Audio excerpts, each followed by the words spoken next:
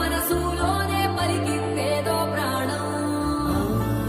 కన్నుల్లోనే గంగై పొంగిన ఆనందం, కాలంతో పరిహాసం చేసిన స్నేహం. పొత్తులు దాటి హద్దులు దాటి జగములు దాటి యుగములు దాటి